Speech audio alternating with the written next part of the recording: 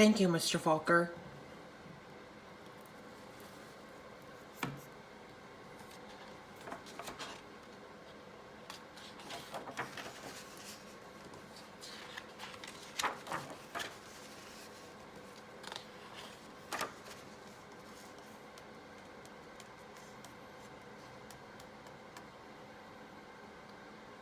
The grandpa held a jar of honey so that all the family could see, then dipped a ladle into it and drizzled honey on the cover of a small book.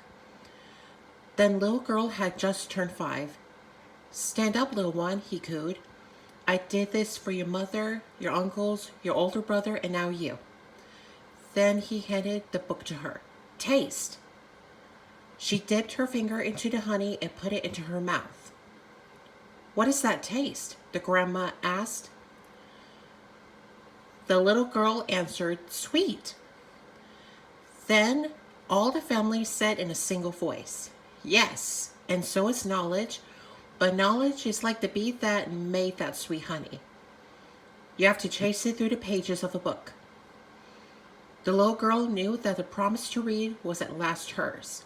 Soon, she was going to learn to read.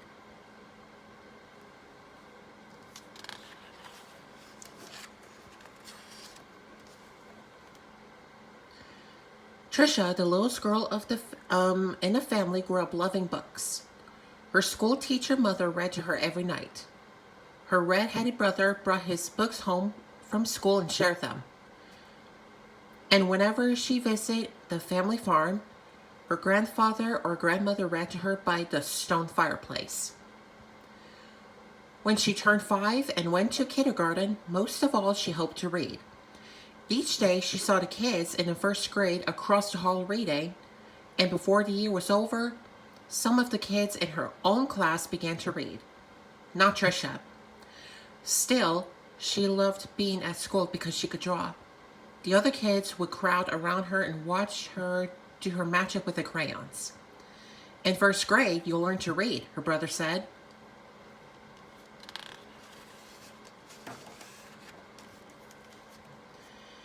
In first grade, Trisha sat in a circle with the other kids. They were all holding Our Neighborhood, their first reader, sounding out letters and words. They said oi, boy, and uk. Look. The teacher smiled at them when they put all the sounds together and got the word right. But when Trisha looked at the page, all she saw were wiggling shapes.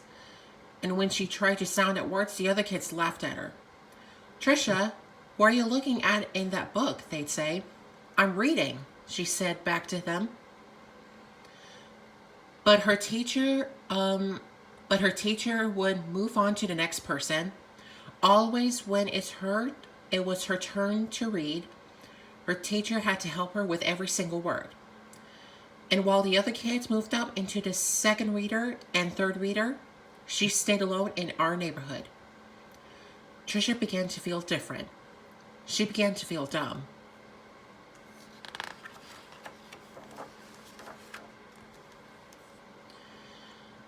The harder words got for the little girl, the more and more time she spent drawing how she loved to draw, or just sitting and dreaming. Or when she could going for walks with her grandmother. One summer day, she and her grandma were walking together in the small woods behind their farm. It was twilight. The air was sweet and warm. Fireflies were just coming up from the grasses. As they walked, Trisha said, Grandma, do you think I'm different? Of course, her grandma answered. To be different is the miracle of life. You see all of those little fireflies? Everyone was different. Do you think I'm smart? Trisha didn't feel smart. Her grandma hugged her. You are the smartest, quickest, dearest little thing ever. Right then, the little girl felt safe in her grandma's arms. Reading didn't matter so much.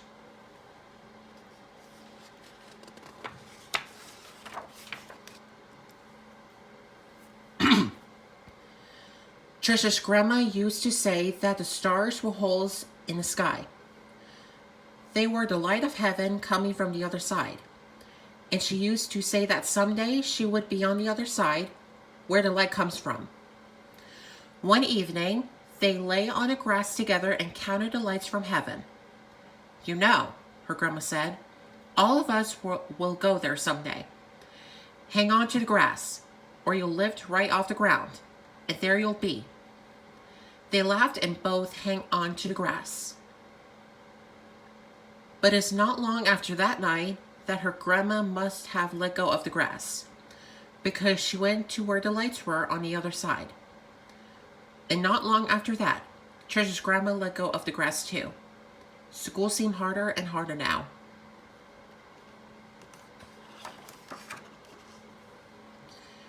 Reading was just plain torture.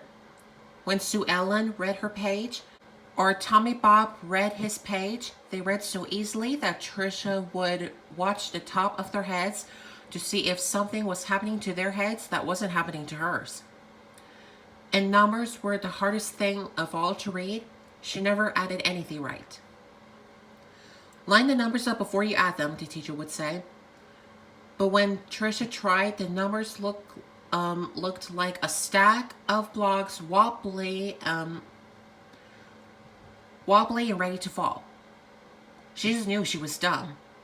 Then one day, her mother announced that she had gotten a teaching job in California, a long way from the family farm in Michigan.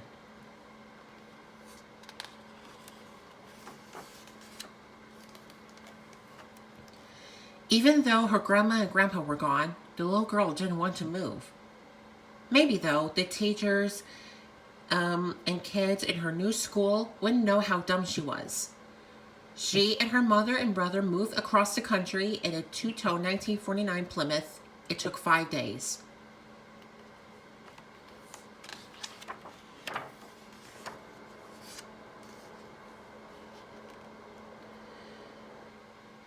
But at the new school, it was the same. When she tried to read, she stumbled over words. The cat ran. She was reading like a baby in a 3rd grade. And when her teacher read along with them and called on Trisha for an answer, she gave the wrong answer every time. Hey, dummy, a boy called out to her on the playground. How come you're so dumb? Other kids stood near him when they laughed. Trisha could feel the tears burning in her eyes, how she longed to go back to her grandparents' farm in Michigan.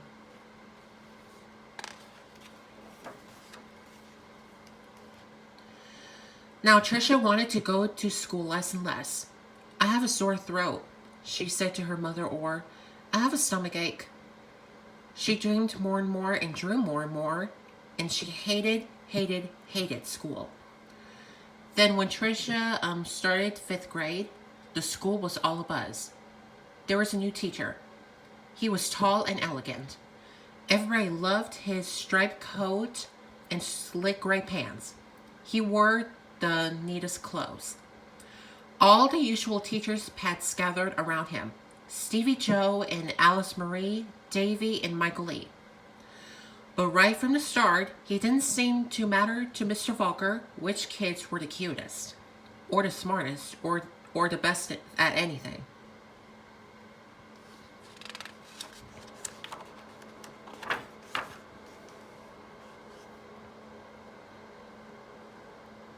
Mr. Falker would stand behind Trisha whatever she was drawing and whisper, "This is brilliant, absolutely brilliant. Do you know how talented you are?" When he said this, even the kids who teased her and turned around in their seats and look at her drawings, but they still laughed whenever she gave a wrong answer. Then one day, she had to stand up and read, which she hated. She was stumbling through the page in Charlotte's Web, and the page was going all fuzzy when the kids began to laugh out loud. Mr. Falker, in his plaid jacket and butterfly tie, said, "Stop! Are all of you so perfect that you can look another person to find fault with her?"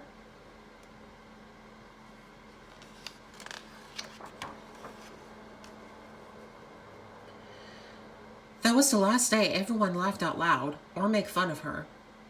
All except Eric. He had sat behind Trisha for 2 whole years, but he seemed almost to hate her. Trisha didn't know why. He waited by the door of the classroom for her and pulled her hair. He waited for her on the playground, leaned in her face, and called her "Toad." Trisha was afraid to turn any corner for fear Eric would be there. She felt completely alone. The only time she was really happy was when she was around Mr. Falker. He let her erase the blackboards. Only the best students got to do that. He patted around her back whenever she got something right. He looked hard and mean at any kid who teased her.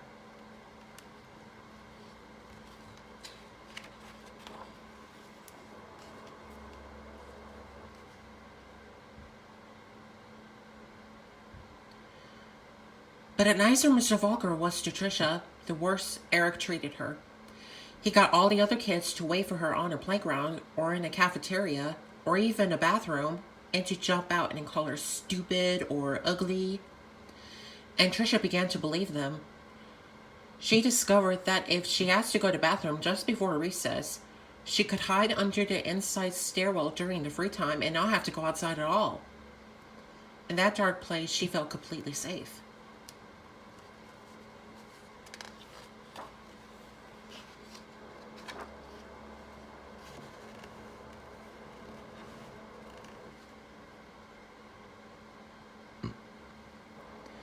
But one day at recess, Eric followed her to her secret hiding place. "Have you become a mole?" he laughed, and he pulled her out into the hall and danced around her. "Dumbbell, dumbbell, maggoty old dumbbell." Trisha buried her head in her arms and curled up in a ball. Suddenly she heard footsteps. It was Mr. Falker. He marched Eric down to the office. When he came back, he found Trisha. "I don't think you'll have to worry about that boy again," he said softly. "What was he teasing you about, little one?" "I don't know," Trisha shrugged.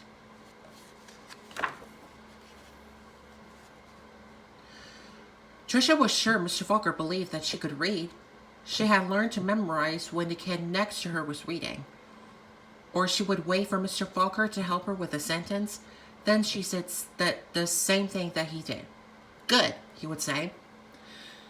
Then one day, Mr. Falker asked her to stay after school and help watch the blackboards. He put on music and brought out little sandwiches as they worked and talked. All at once, he said, "Let's play a game. I'll shout out letters. You write them on the board with a wet sponge as quickly as you can." "A," he shouted. She wiped a watery A. "8," he shouted. She made a watery 8. 14, 3, D, M, Q, he shouted out. He shouted out many, many letters and numbers. Then he walked up behind her and together they looked at the board. It was a watery mess. Trisha knew that none of the letters or numbers looked like they should. She threw the sponge down and tried to run.